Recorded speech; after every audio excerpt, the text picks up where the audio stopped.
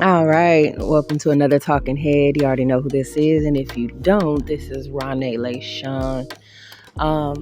So I've been pondering on some things, and we always want to talk about something. So let's talk about something. So I was thinking about, the idea or the desire to be grown, or this thing where some people run to the saying, "Oh, I'm grown," or "I've gotten to this point of being grown," like a badge of honor. And the title of this is Destination Grown, because, okay, when we're children, right? And if you're listening to this, I'm sure you can attest to this. When you're a child and you look at the adults around you, in your childlike understanding, you think that when you get older, everything is going to make sense, that all the adults or quote unquote grown-ups know every answer, the end all be all. And then you go throughout life and you age. Some people do grow while they age, and then some people just age, right? With a lot of different premature areas. But anyways, that's another conversation. But you think that, you grow older and everything's going to make sense. But then you go throughout life and you age, and you see that there's a few things that happen, right? Now, some people come into this idea of grown, or embodiment of what appears to be grown. And they seem like they do it very well. They have children, they're soccer mom, soccer dad, football dad, basketball dad, coach, go to college, CEO, they do a whole thing. They work out their bodies. Everything is on this churn of the idea of grown. I bought a house, all of these different things. But the thing that's interesting to me is that the idea of grown takes away from the very thing that makes us human, the very thing that the Father instructs us to be, which is childlike, right? And to put this in perspective, and hopefully if you're still here, you're following me, right? Put this in perspective. The Father says to be childlike. And when you look at the behavior of children have this beautiful way of existing without being tainted. They see everyone, color doesn't matter, things like they love people, they're very authentic. If they're upset, you're going to know they're upset, unless you have grown-ups that put a lid on their emotions. But for the most part, they're going to be very expressive, very authentic, very raw in their way of being. And then everything about the world is a wonder. They everything is to be explored. And here's the crazy thing I find about this grown destination, because when we talk about, oh, I'm grown means that you've gotten to the final stage, right? But we're ever growing. It's like a tree will grow and produce whatever fruit, produce whatever leaves, right? We speak of grown as this destination of, okay, well, the tree has grown and it has nothing else to produce. It's arrived, right? Which I feel like is a very warped way of looking at growth, aging, things like that. Because at the end of the day, just like a tree will shed its leaves and they will grow back, or shed its fruit and in season it will grow back, we are the same way. So it's so interesting when I hear people like, I'm grown, or I'm grown. It's like, okay, yeah, you have grown in this area, but your same grown self lacks common courtesy. Your same grown self still struggles with treating people how you want to be treated. Your same grown self doesn't understand what it means to be truly empathetic. Your same grown self don't even know how to cover your mouth when you cough. You still cover it with your hand and touch stuff, or you just don't cover it at all. So there's this idea of grown that I feel like people wear because society makes this big thing about it, the big deal about it. But here's the interesting thing I find also is when you, and again, you'll always hear me reference scripture, not religion, but scripture, right? So when you go back to historical times and biblical times, and it's funny because I'm going to touch on this in another episode about a prophecy, and prophecies you can't fake. But anyways, when you go back into scripture, for one, the Father says that, we will never live a full day. And if a day is like 1,000 years, no human or dusty meat suit has gotten to the point of living a whole 1,000 years, right? But if you go back to biblical times, they were 400 years old, 800 years old, 900 years old, 950.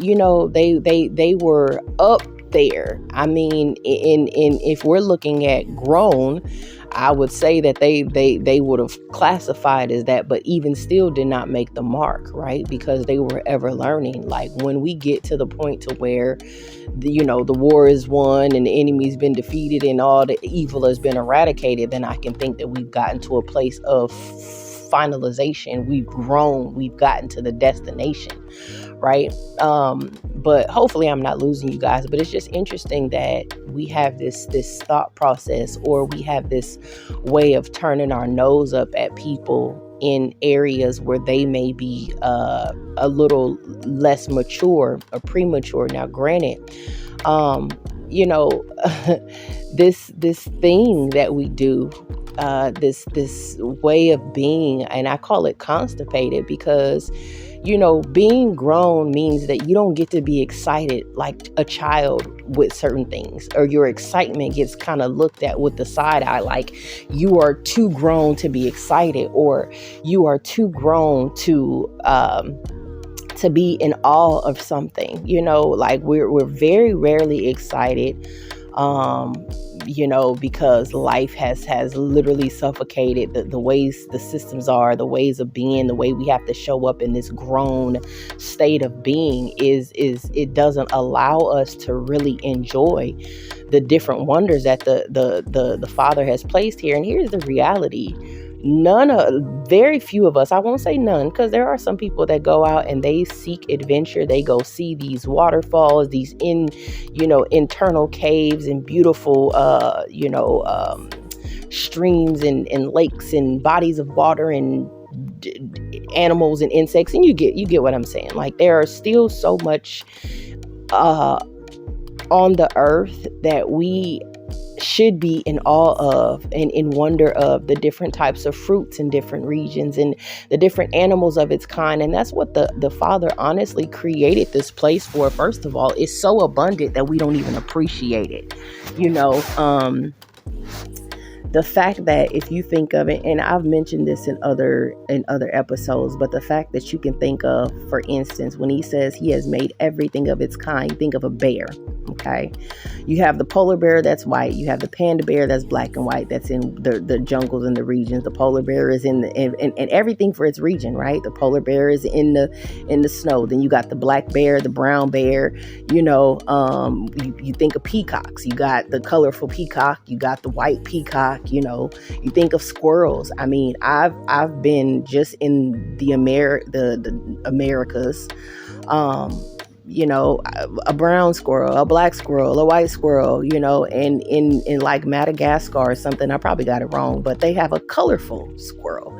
To me, that's mind blowing, or butterflies. And I can go on and on and on about the different types of creation that he's put here, birds, the fowls of the air. And, this whole grown idea also limits us to the differences. It puts us in this place where we have to measure up to something as opposed to just being. And it's funny because as I've aged,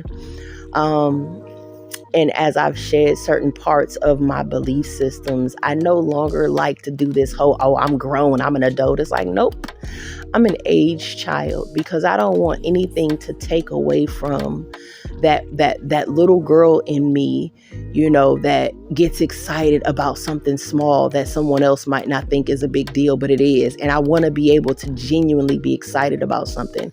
I'll give you an example. So this year, I had the pleasure of making some garments and styling someone. And it's funny because I was very, very, very intentional about it. I had never seen this person. Like, I didn't know their measurements, didn't know anything like that. And they're petite little, little cute thing, but I wanted to make sure that in my creating whatever I was creating, that it was something that they can wear. Coming to find out, I ended up bringing a bunch of pieces, and ironically 85-90% of the stuff they were able to fit. Like, I'd had their measurements on lock or something, and I had never styled them, never been in their company in that way. You know what I'm saying? Like, I had seen them in different events, but anyways, I was excited.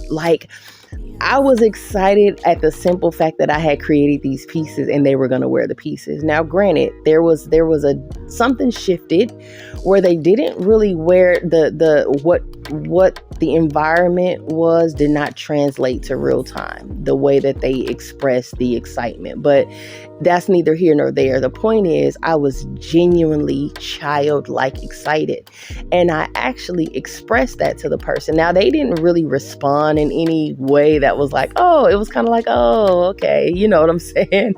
Because as adults, as grown-ups, our excitement has dwindled, Anyways, hopefully I'm not ranting, but the Father says to be childlike, and children are beautiful in their way of just being. They're not worried about anything except for being, and they're authentic, and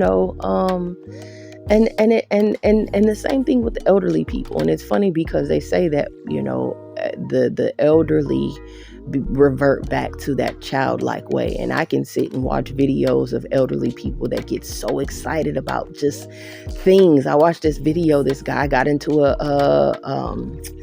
it was a smart car or something, and he was just so amazed and amused by the different things that the gadgets or the way that the car functioned. And it's just that little thing right there we lack as supposed grown-ups, or this supposed I'm grown state of being. And being grown is not a destination. Growing is always the thing that we're going to be doing until we leave here. So this idea of grown is interesting, because I don't know about anybody else, but I'd rather just be than to be expected to show up a certain type of way that causes me not to have the natural ways of being that I was designed, if that makes sense. But anyways, I'm done with my little soapbox. This was just a quick little, it's 13 minutes, but video.